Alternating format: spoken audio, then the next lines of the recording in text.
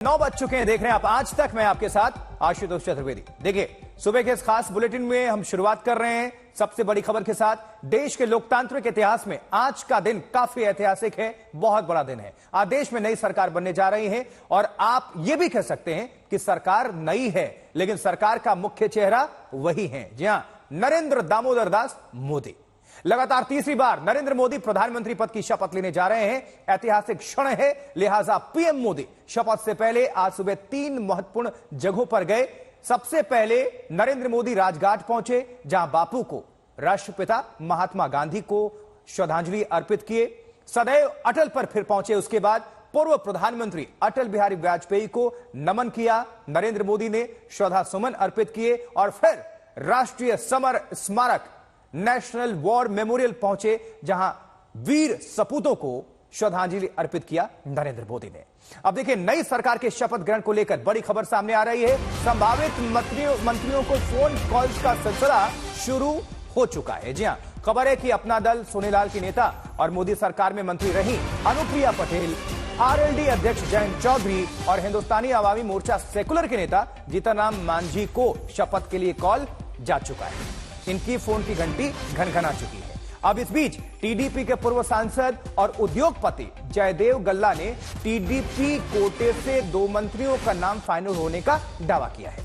गल्ला ने social media platform x पर लिखा है कि राम मोहन नायडू और चंद्रशेखर पेमासानी का मोदी सरकार में मंत्री बनना तय हो गया है। राम मोहन नायडू कैबिनेट मंत्री होंगे और पेमासानी राज्य मंत्री। लेकिन डिटेल्स क्या है, इस खबर को और विस्तार देंगे हिमांशु मिश्रा, हमारे सहयोगी हमारे साथ जुड़े हुए हैं। हिमांशु, क्या खबर, क्या विस्तार, ये पूरी इंफॉर्मेशन आप दर्शकों के बीच रखिए। देखिए, बिल्कुल आज अगर आप देखें तो हर मंत्री जो है अपने फोन को अपने हाथ में लेकर बैठा हुआ है। वो चेक कर रहा है नेटवर्क आ रहा है या नहीं आ रहा, आशुतोष। और सबसे बड़ा कारण यही है कि हर एक की दिल की धड़कनें बढ़ी हुई हैं।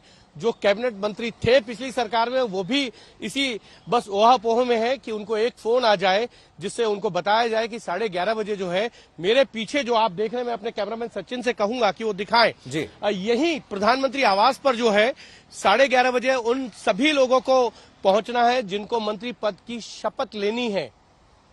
और प्रधानमंत्री नरेंद्र मोदी के साथ चाय पे चर्चा होगी और उस चाय पे चर्चा के साथ प्रधानमंत्री नरेंद्र मोदी ये बताएंगे कि आपको किस स्पीड में कैसे काम करना है और किस स्किल के साथ आपको काम करना है। क्योंकि वो प्रधानमंत्री नरेंद्र मोदी हमेशा कहते हैं कि आपको कोई भी फाइल अपने टेबल पे 24 घंटे से ज्यादा नहीं रोकनी है। किसी भी फाइल को बिना पढ़े साइन आप नहीं कर सकते। आपको अपने स्टाफ को किस तरीके से रखना है, आपके मंत्रालय के कामकाज का फीडबैक कैसा है, इसके लिए आम जनता से मिलिए। नए नए इनोवेटिव आइडियाज को कैसे आप ला सकते हैं, इसके लिए भी जनता की तरफ से जो सुझाव आते हैं उस पर विचार कीजिए। अधिकारियों के साथ समन्वय बनाकर चलिए, लेकिन अधिकारियों के दबाव में आप काम मत कीजिए। ये सारी ब्रीफिंग जो है पिछले 10 सालों में जब भी कैबिनेट का गठन हुआ है या कैबिनेट का विस्तार हुआ है, ये जो मंत्री पद की शपथ लेने जाते हैं उनको प्रधानमंत्री नरेंद्र मोदी की तरफ से जो है ये ब्रीफ किया जाता है। उन्हें बताया जाता है कि आपको जनता के लिए काम करना है। जो योजनाएं चल रही हैं उन योजनाओं को कैसे धरातल पे उतारना है ये भी बताया जाता है। ये एक बड़ी लाइन प्रधानमंत्री नरेंद्र मोदी हमेशा कहते हैं, पार्टी की मीटिंग हो, सांसदों के साथ हो या कैबिनेट मंत्रियों के साथ, कि जिसका आपने शिलालेख किया है, वो शिला पत्थर लगाया है, उसका उद्घाटन भी आप ही कीजिए 5 साल के समय में। तब जनता आप पे विश्वास करेगी। और प्रधानमंत्री नरेंद्र मोदी हमेशा यही कहते हैं, रिफॉर्म, परफॉर्म और ट्रांसफॉर्मेशन ये बहुत जरूरी है। आपके काम में ये दिखना चाहिए। और यही ब्रीफ आज जो है चलिए, हिमांशु जुड़े हुए हैं। बड़ी खबर, नितिन गडकरी को भी शपथ के लिए फोन। जी हाँ, सूत्र बता रहे हैं फोन की घंटी सबकी जो अभी आप सुन रहे हैं कि घनघना रही है। तो जो नए नवेले सांसद महोदय जो चुनकर आए हुए हैं, कृपया अपना जो फोन है वो नेटवर्क एरिया में ही रखें और अपने हाथ में ही रखें। कब किसकी घंटी बज जाए कहा नहीं जा सकता। जिस तरह से हमारे सहयोगी हिमांशु मिश्रा भी जानकारी दे रहे हैं। हिमांशु, नितिन गडकरी को भी फोन चला गया शपथ के लिए। चिराग को भी कॉल आ गया है, चिराग को भी कॉल आया है। चिराग को टीडीपी के 2 मंत्री जो हैं, जिनमें मैंने आपको आशुतोष पहले भी बताया था, राम मोहन नायडू को कैबिनेट बर्थ और उनके एक साथी हैं उनको गुंटूर से जो सांसद हैं उनको एमओएस बनाया जा रहा है। ये दोनों चंद्रशेखर जिनका नाम है उनको कॉल आ चुके हैं, अनुप्रिया पटेल, जीतन राम मांझी, चिराग पासवान, जयंत चौधरी, इनको कॉल जा चुके हैं। अब ये देखना है कि जेडीयू की तरफ से कैबिनेट में कौन प्रतिनिधित्व करेगा, ये एक सवाल है। अब धीरे धीरे भारतीय जनता पार्टी के जो तमाम लोग हैं, तमाम बड़े नेता हैं, वो सांसद, लेकिन संभावना किसकी है सबसे ज्यादा प्रबल जाने शुरू हो गए जेडीयू की तरफ से, अगर जानना चाहें तो सूत्र क्या बता रहे हैं? देखिए, मुझे लगता है नितिन गडकरी, देखिए बिल्कुल नितिन गडकरी को कॉल चला गया है। राजनाथ सिंह इस पूरे प्रोसेस में शामिल रहे कि किसको मंत्रिपरिषद दिया जाए, नहीं दिया जाए, किस गठबंधन के साथी को कितना मंत्रिपरिषद दिया जाए, उनको जगह दी जाए, ये तमाम चीजें जो है उनमें राजनाथ सिंह शामिल थे। तो ये जाहिर तौर पर है कि राजनाथ सिंह जो है वो कैबिनेट में रहेंगे। अब देखना यह है कि वो पिछली बार की तरह रक्षा मंत्री रहेंगे या कोई और विभाग जो है उन्हें मिलेगा। लेकिन गृह मंत्री अमित शाह वो रहने वाले हैं, एस जयशंकर है। ये 4 तो ऐसे विभाग हैं जहां पर भारतीय जनता पार्टी अपने सहयोगियों को देना ही नहीं चाहती है, क्योंकि ये चारों रायसीना हिल के जो मंत्रालय हैं, साउथ ब्लॉक और नॉर्थ ब्लॉक में, ये चिराग पासवान को भी शपथ के लिए फोन, हिमांशु ने पहले ही जानकारी दे दी। ये हम दर्शकों को फिर से बता दें हिमांशु, बिल्कुल। साथ साथ चिराग पासवान जिस तरह से आप जानकारी दे रहे थे कि उनको भी शपथ के लिए फोन जा चुका है, नितिन गडकरी को भी जा चुका है और 11:30 बजे संभावना है कि मुलाकात होगी प्रधानमंत्री के साथ नितिन गडकरी की। जी हिमांशु। देखिए बिल्कुल, ना सिर्फ जो है नितिन गडकरी की मुलाकात होगी, उन तमाम सांसदों की, उन तमाम लोगों की जो है चाय पे चर्चा होगी प्रधानमंत्री नरेंद्र मोदी के साथ, जिनको आज 7:15 बजे जो है काउंसिल ऑफ मिनिस्टर्स की शपथ लेनी है प्रधानमंत्री नरेंद्र मोदी के साथ। जब प्रधानमंत्री नरेंद्र मोदी तीसरी बार शपथ ले रहे होंगे, तो ये तमाम नए चेहरे अब से धीरे धीरे आपके सामने परत दर परत खुलती चली जाएगी कि कौन जो है वो शपथ लेने जा रहा है, किसको प्रधानमंत्री नरेंद्र मोदी पॉइंट 3 के अंदर जो है वो मंत्री परिषद में शामिल किया जा रहा है। कुछ चेहरों के नाम मैंने आपको बता दिए हैं, कुछ पर अभी संशय है। थोड़ी देर में जो है खुलासा हो जाएगा कि किसको जो है वो मंत्री पद की शपथ दिलाई जा रही है। नितिन गडकरी बड़े चेहरे हैं प्रधानमंत्री नरेंद्र मोदी के कैबिनेट में, उनके लिए ये कहा जाता है कि वो गडकरी नहीं रोड करी है, सड़क बनाने के एक्सपर्ट है। जिस तरीके से उन्होंने पूरे देश में सड़कों का जाल बिछाया है, उनकी परफॉर्मेंस दिखाई देती है। आम जनता से अगर आप बात करेंगे तो हर व्यक्ति कहता है कि इस देश में जो सड़कों का निर्माण हुआ है वो अविश्वसनीय है।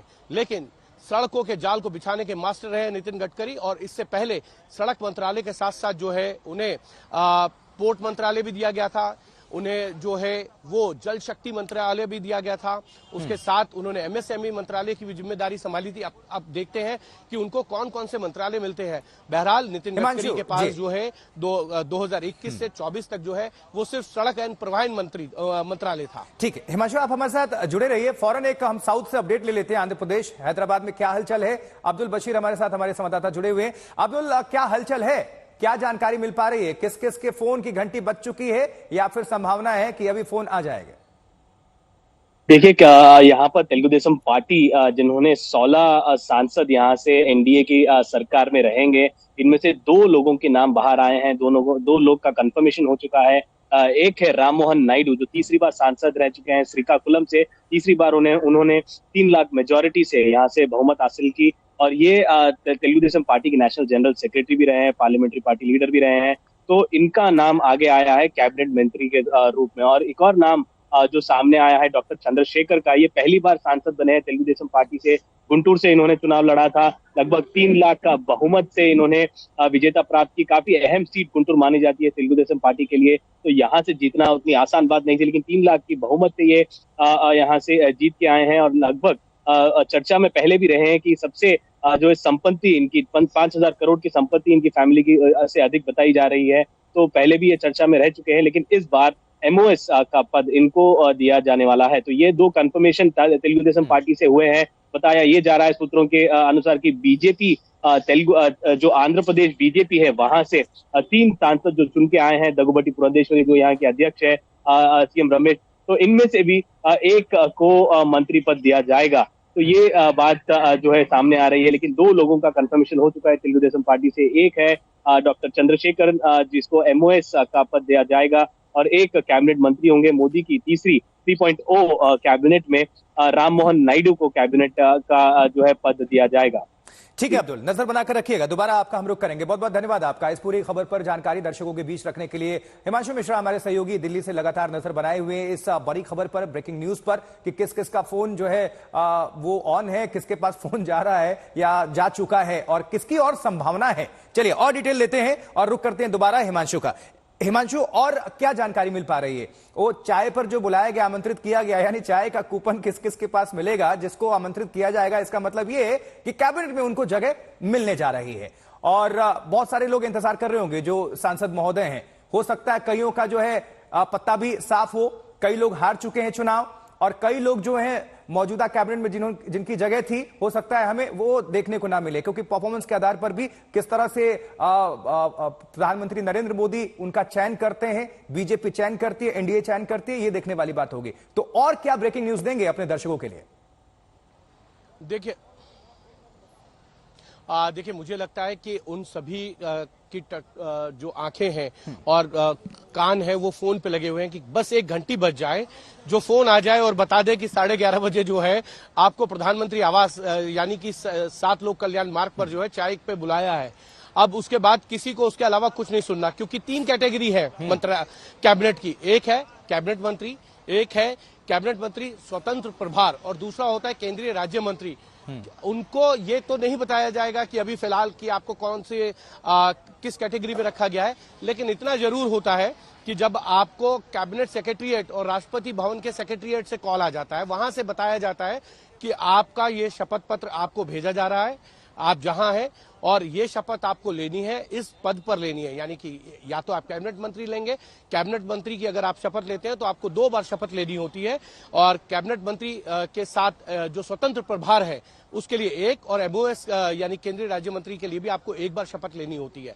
तो वो सारी ब्रीफिंग जो है वो राष्ट्रपति भवन की तरफ से कर दी जाती है, और जब आपको शपथ ग्रहण समारोह के लिए बैठाया जाता है तो सीक्वेंस से बैठाया जाता है कि कौन से नंबर पे आपको शपथ लेनी है और आपका किस नंबर पे। यानी कि अगर सबसे पहले प्रधानमंत्री नरेंद्र मोदी शपथ लेते हैं तो हमने पिछले दोनों बार देखा है, 14 में भी और 19 में भी, कि राजनाथ सिंह दूसरे नंबर पे लिए, तीसरी नंबर पे 2019 में गृह मंत्री अमित शाह ने ली, चौथे नंबर पे नितिन गडकरी थे, उनके बाद जो है तमाम मंत्रियों ने शपथ ली थी। बिल्कुल। तो ये एक सीक्वेंस होता है, उनकी वरिष्ठता के अनुसार उनको बैठाया जाता है कि आपका ये नंबर है। ये तमाम चीजों को ध्यान रखते हुए जो है राष्ट्रपति भवन में जो है अरेंजमेंट किए जाते हैं। लेकिन बहरहाल सब ये इस चीज को लेकर सोच रहे हैं, क्योंकि 543 सांसद हैं और एनडीए के जो है 294, उन 294 में से हर चौथा सांसद ये चाहता है कि उनको कॉल आ जाए, क्योंकि हर चौथे सांसद को जो मंत्री पद में, मंत्री परिषद में जो है जगह मिलने वाली है। लगभग 60 मंत्रियों को जो है वो जगह मिलेगी। तो अब हर आदमी यही सोच रहा है कि उसको कॉल आए और वो यहां पहुंच जाए।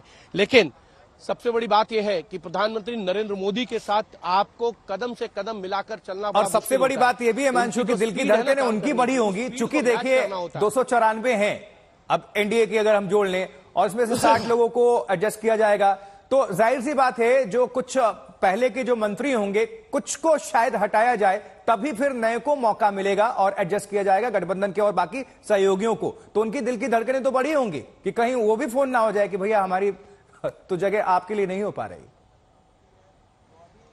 नहीं, उसके लिए फोन नहीं जाता है कि आपको जगह नहीं दी जा रही है। उसके लिए सीधा मैसेज होता है कि आपको फोन नहीं आया है तो आपको जगह नहीं मिल रही है।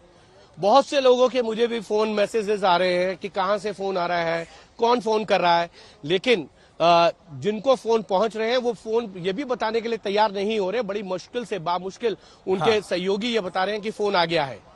और बहुत लोग आपको याद होगा 2014 और 19 में ऐसा भी हुआ था कि जब शपथ ले लिया था उन्होंने, मंत्री बना दिए गए थे, तो 1 हफ्ते 10 दिन बाद ये खबर सामने निकल कर आई। जैसे मुझे याद है प्रताप सारंगी कह रहे थे कि नेटवर्क में ही नहीं था, हमारे पास तो फोन ही नहीं आ रहा था। बाद में पता चला कि दिल्ली से फोन है और ज्वाइन करना है, मंत्री पद उनको जिम्मेदारी संभालनी है। तो बहुत सारे लोग ऐसे भी होंगे जो एकदम श्योर कर रहे होंगे कि भैया हमारा तो नेटवर्क आ रहा हो।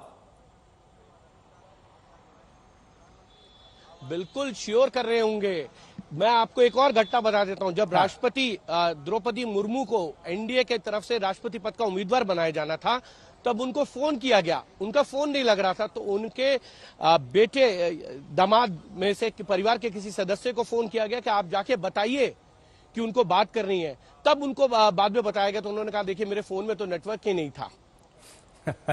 तो वो फिर दिल्ली आई, दिल्ली में आके उनको राष्ट्रपति पद का उम्मीदवार घोषित किया गया था। ये तमाम इस तरीके के किस्से कहानियां जो है वो है, और ये होता है। बहुत से लोगों को पता ही नहीं होता है कि उनका नेटवर्क काम नहीं कर रहा है, और नेटवर्क काम ना करने के कई बार जो है नुकसान भी हो जाते हैं। बिल्कुल, और वही जिसको नुकसान होता है कई फायदा हो जाता है। बिल्कुल हिमांशु जुड़े रहिए, थोड़ा फौरन क्या हलचल है इसको भी समझ लेते हैं। आशुतोष मिश्रा हमारे सहयोगी नजर आ रहे हैं और चेहरे पर मुस्कान लिए हैं, खिलखिला रहे हैं। लेकिन लखनऊ से कुमार अभिषेक भी जुड़ गए हैं। कुमार, जानना चाहेंगे उत्तर प्रदेश में क्या हलचल है? झटका तो लगा है बीजेपी को, लेकिन कितने मंत्री बनाए जा सकते हैं, क्या संभावना है? क्योंकि उसी हिसाब से मैदान में उतारना होगा, ताकि फिर विधानसभा चुनाव भी होगा तो फतह भी करना होगा। तो किस तरह की अभी हलचल है, क्या खबर है यूपी से? देखिए, उत्तर प्रदेश में बीजेपी की सबसे बुरी हालत रही है और शायद मंत्रिमंडल में भी यह रिफ्लेक्ट हो।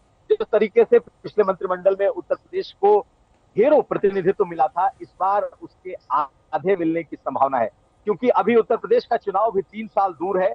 और ऐसे में आप देखेंगे कि बहुत सारे मंत्री तो पहले ही हार चुके हैं। टेनी हार गए हैं, स्मृति ईरानी हार गई हैं, महेंद्र पांडे हार गए हैं, निरंजन ज्योति हार गई हैं, संजीव बालियान हार गए हैं। तो आधे दर्जन से ज्यादा मंत्री तो पहले ही हार के बैठ गए हैं। ऐसे में जो बचे हैं उनमें सबसे आगे नाम अगर किसी का चल रहा है, जो माना जा रहा है कि हर हाल में होंगे, वो राजनाथ सिंह है। इसके अलावा कई नए चेहरे होंगे, लेकिन चर्चा यहाँ इस बात की है कि क्या इस बार अनुप्रिया पटेल को जगह मिलती है या नहीं, क्योंकि जो एक दिन पहले जो शाम को सभी लोग बुलाए गए थे उसमें अनुप्रिया पटेल नहीं गई थी या उन्हें नहीं आमंत्रण था। ऐसी स्थिति में बहुत ज्यादा कयास उन्हें लेकर लगाए जा रहे हैं, लेकिन कई नए चेहरे शामिल हो सकते हैं, ये आप मान लीजिए, क्योंकि कई ब्राह्मण चेहरे हार गए हैं। और ऐसी स्थिति में उत्तर प्रदेश में मुझे लगता है कि प्रधानमंत्री मोदी शायद इस बार यहाँ का प्रतिनिधित्व कम से कम अपने पहला मंत्रिमंडल जो बनाने जा रहे हैं उसमें हो सकता है कि कम हो। थोड़ा निराशा का भाव है, बहुत ज्यादा लोग कुछ बोल नहीं रहे, और सभी को ये लग रहा है कि प्रधानमंत्री ने जिस तरीके से अपने भाषण में कहा था कि मंत्रिमंडल के लिए आपको बहुत सारी बातें सुनाई देंगी, लेकिन किसी के चक्कर में नहीं आना है। तो देखना यह है कि क्या उत्तर प्रदेश ने जिस तरीका का परफॉर्मेंस दिया है, क्या उसी के हिसाब से यह मंत्रिमंडल बनता है या फिर इसमें कोई सरप्राइज एलिमेंट आता है।